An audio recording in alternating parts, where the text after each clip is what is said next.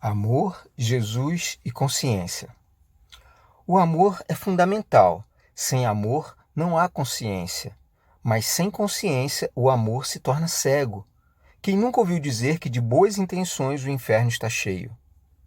Jesus veio salvar as pessoas desse mundo. Ensinou claramente o amor. A humanidade até compreendeu o amor, mas ainda não sabe como empregá-lo de forma consciente, exatamente porque não compreendeu o outro ensinamento de Jesus, que é a consciência. Se as pessoas fossem conscientes, elas iriam se manter constantes no amor, como fez Jesus. Acontece que se as pessoas fossem conscientes, esse mundo nem existiria ou nem seria como é hoje.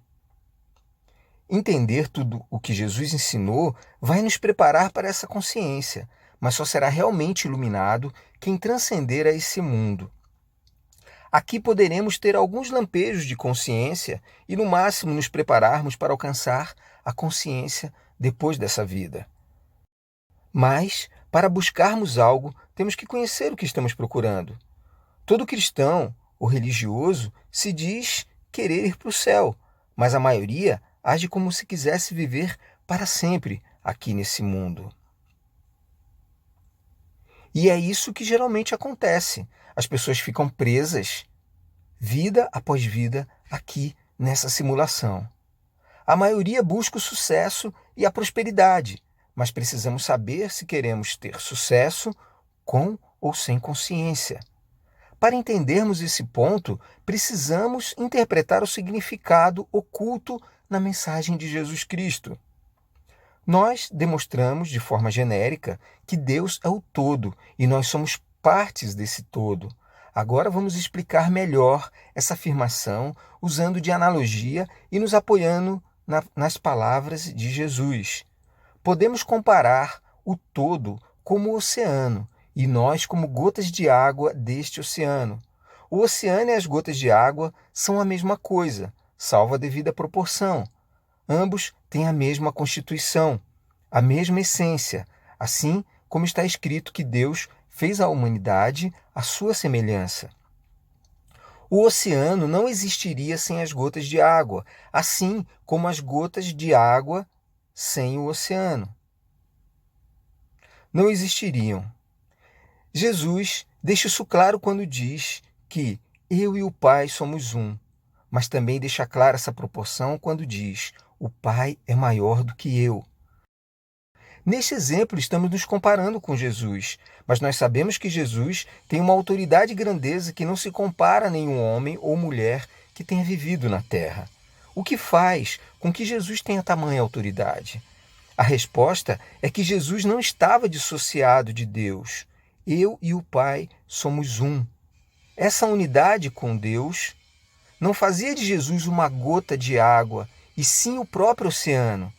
Aqui na Terra, assumimos a nossa consciência humana, ou o nosso ego, e nos tornamos gotas de água, partículas dissociadas do todo.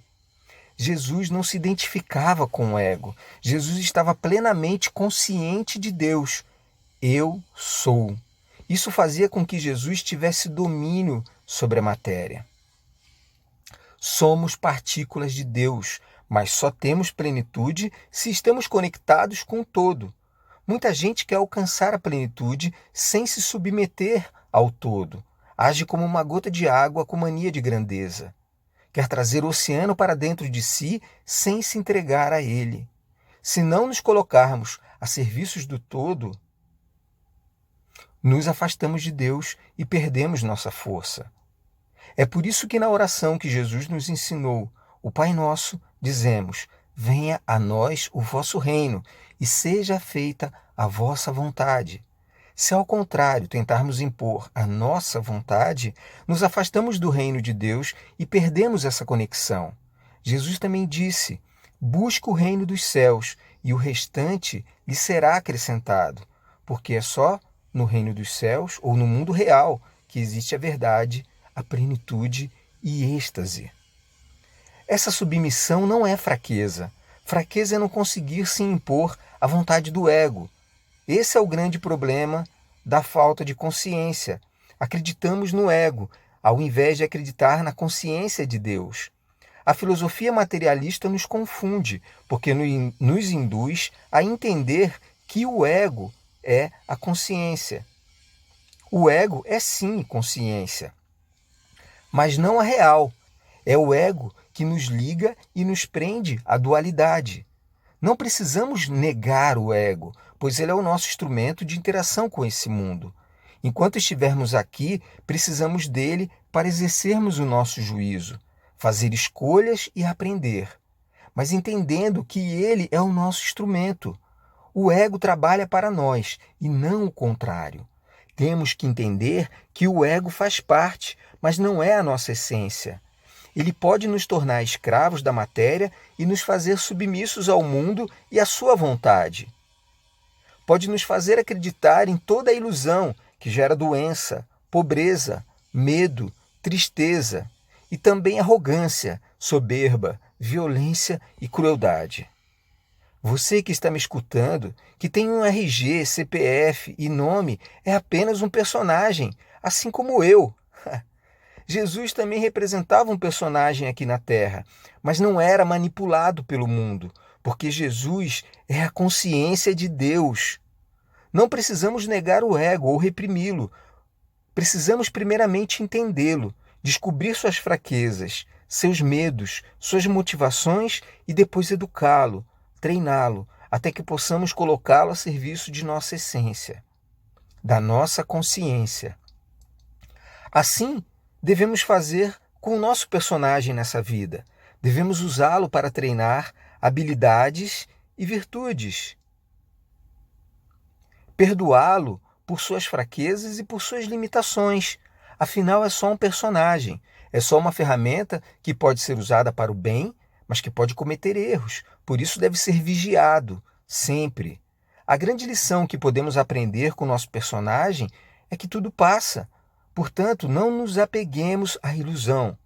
Uma citação da Bíblia que foi muito repetida ultimamente são as palavras de Jesus aos fariseus, depois que estes o questionam sobre a sua afirmação que ele era filho de Deus. Jesus disse: "Conheça a verdade, e a verdade vos libertará." Após ouvirem isso, os fariseus retrucaram, dizendo que não estavam aprisionados, portanto, não tinham do que se libertar. Sendo que Jesus respondeu: "Por que a minha linguagem não é clara para vocês? Digo a vocês a verdade. Todo aquele que vive pecando é escravo do pecado. Vocês pertencem ao pai de vocês, o diabo, e querem realizar o desejo dele, o pai da mentira." Essas partes da fala de Jesus são as mais claras do Evangelho, porque ele não fala em parábolas como ele falava para as pessoas comuns. Aqui Jesus deixa bem claro tudo de que estamos falando. Jesus é a unidade com Deus, é a consciência de Deus e por isso tem autoridade em falar em nome de Deus. Se Jesus tem a consciência de Deus, Jesus já vive na verdade. A verdade é o mundo real de Deus. Os fariseus do passado e de hoje não têm consciência da verdade, não seguem a Jesus, embora se digam filhos de Deus. Jesus, sendo consciência de Deus, também afirmou: "Ninguém chega ao Pai, senão por mim." Deduzimos que ninguém alcança a plenitude de Deus sem consciência. O amor é o veículo e a consciência é o caminho. Por isso Jesus também afirmou: "Eu sou o caminho, a verdade e a vida. Ninguém chega ao Pai senão por mim." Tudo o que não é verdade é mentira. O que não é consciência é inconsciência. Quem comanda este mundo de simulação em que vivemos é a ilusão, é o pecado, que são simbolizados pelo diabo, descrito por Jesus como o pai ou o criador da mentira. Portanto, quem vive para a satisfação do mundo é escravo da mentira. É por isso que as pessoas boas também adoecem, têm problemas financeiros, conflitos de relacionamento, se sentem limitadas e às vezes deprimidas.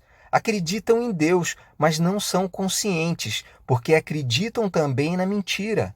Quem acredita no mal, acredita na mentira, tem fé no diabo. Jesus disse: não se pode servir a dois mestres. Não podemos servir a consciência, Jesus, se estamos inconscientes.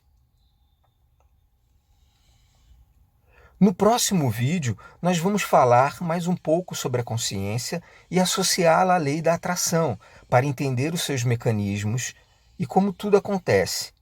Então, obrigado por nos acompanhar até aqui. Fique em paz e até mais!